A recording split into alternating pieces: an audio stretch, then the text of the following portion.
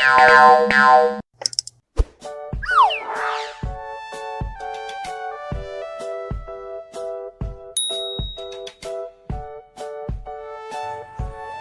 pertama yaitu segmentasi.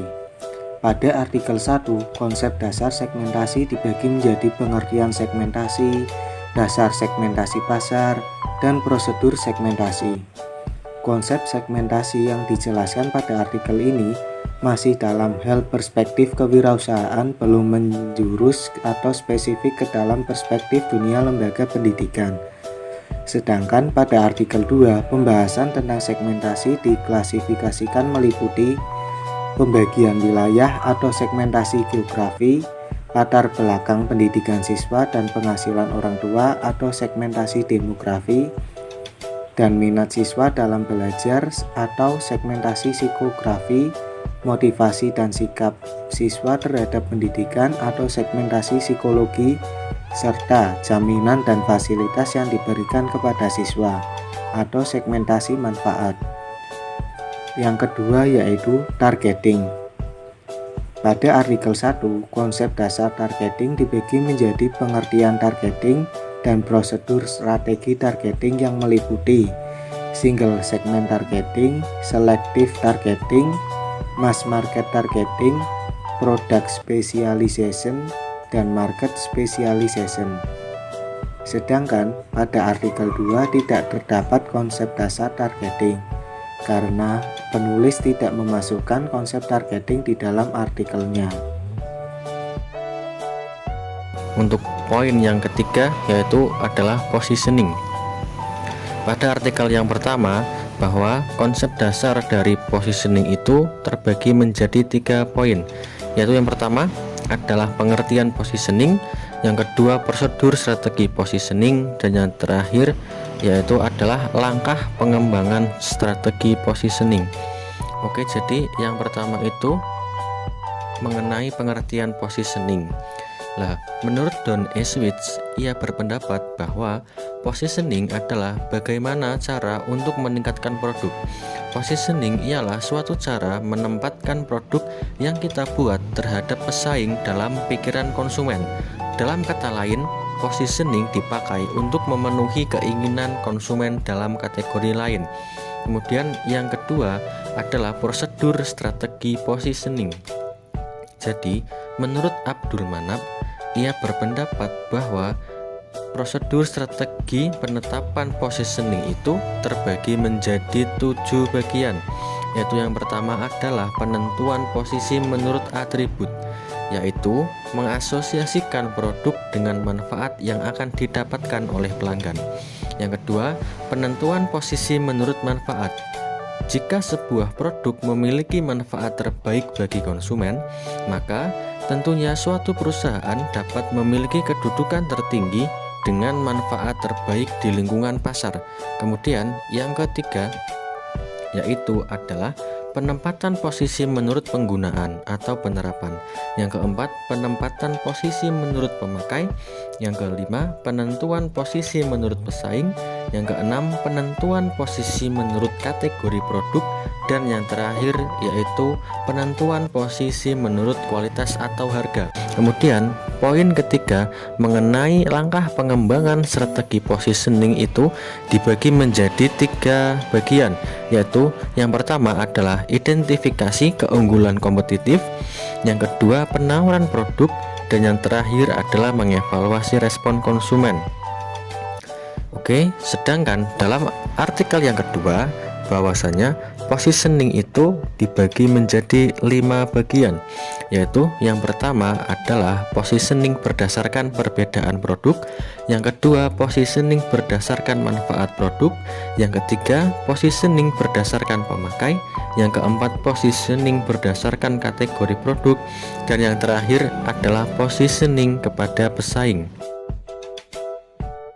Kemudian untuk poin yang keempat yaitu adalah tujuan positioning. Jadi pada artikel yang pertama, tujuan positioning itu adalah untuk mempermudah masyarakat dalam menentukan lembaga pendidikan yang dipilih sebagai tempat untuk memperluas cakrawala pengetahuan dan pembelajaran.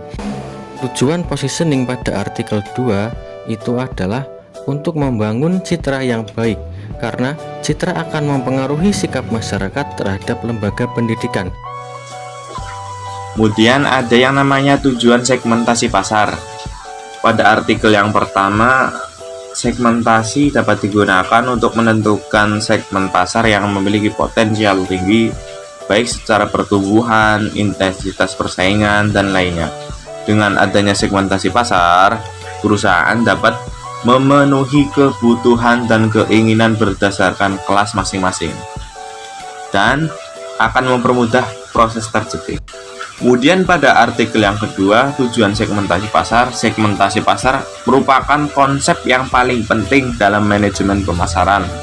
Tujuannya agar dapat melayani dan memperbaiki posisi kompetitif lembaga pendidikan. Segmentasi pasar ini mempermudah sekolah atau madrasah untuk menentukan bagaimana strategi pemasaran sehubungan dengan karakteristik dan kebutuhan pasar pendidikan. Selanjutnya kita akan membahas tentang kelebihan dan kekurangan yang ada pada artikel yang pertama. Untuk kelebihan ada 3. Yang pertama, pembahasannya lebih lengkap mengenai pengertian, dasar, dan prosedur setiap masing-masing bagian. Yang kedua, bahasanya mudah dipahami, sehingga apa yang telah dicantumkan dalam materi bisa diingat selalu oleh pembaca. Yang ketiga, penulis menggunakan sumber yang luas sehingga mencangkup segala materi. Sedangkan kekurangan juga ada 3. Yang pertama, menggunakan bahasa istilah sehingga jika orang awam membaca agak lebih sulit memahami isi materi yang ada dalam artikel tersebut. Yang kedua, penulis kurang menjelaskan langsung tujuan dari penelitiannya. Dan yang terakhir, penjelasan belum memberikan contoh nyata dalam lembaga pendidikan. Kelebihan dari artikel 2. Yang pertama, tidak banyak menggunakan banyak istilah sehingga memudahkan untuk pembaca. Yang kedua, penulis menjelaskan secara langsung tujuan dari penelitian tersebut.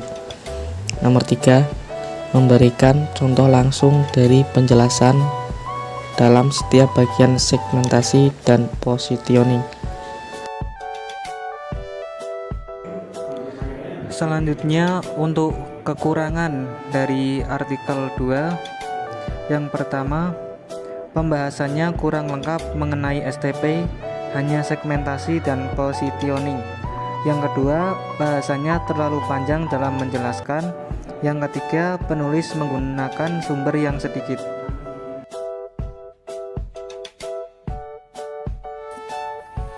Setelah membaca kedua artikel tersebut, maka yang dapat kita ambil ialah bahwa 5 konsep dasar STP lembaga pendidikan itu sangat berpengaruh terhadap citra, brand image, dan keseluruhan kegiatan pemasaran lembaga pendidikan.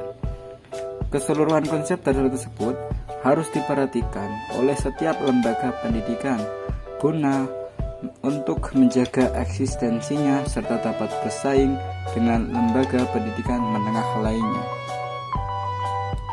Lembaga pendidikan memerlukan eksistensi. Itu perlu gunanya untuk menentukan secara jelas pasar-pasar pendidikan yang akan dilayaninya. Jadi suatu lembaga pendidikan harus menentukan secara rinci pasar-pasar pendidikan yang akan dibuat. Jadi ketika sekolah itu dibangun, nanti tinggal menyesuaikan pasar-pasar mana yang termasuk dalam kelompok masuk dalam dunia pendidikan lembaga pendidikan itu. Kemudian setelah segmen itu ditentukan, selanjutnya ialah proses targeting. Nah, dalam suatu lembaga pendidikan, targeting ini sangatlah penting karena kalau semisal saja kita membuat suatu produk, kemudian kita menargetkan atas produk yang kita buat. Untuk siapa konsumsinya, anak, remaja ataupun dewasa, usianya berapa. Jadi harus ditarget agar nantinya kebutuhan-kebutuhan dan juga tujuan-tujuan daripada lembaga pendidikan itu dapat tercapai. Kemudian setelah itu, position ini menentukan bagaimana nantinya lembaga pendidikan ini memberikan layanan prima pada pelanggannya. Ini tentu sangatlah penting dalam rangka menjaga eksistensinya lembaga pendidikan.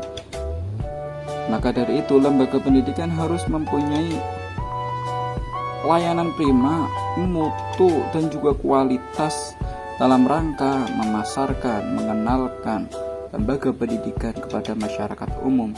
Nantinya lembaga pendidikan yang memiliki image baik maka akan dikenal oleh masyarakat dengan baik, dan nantinya masyarakat pun akan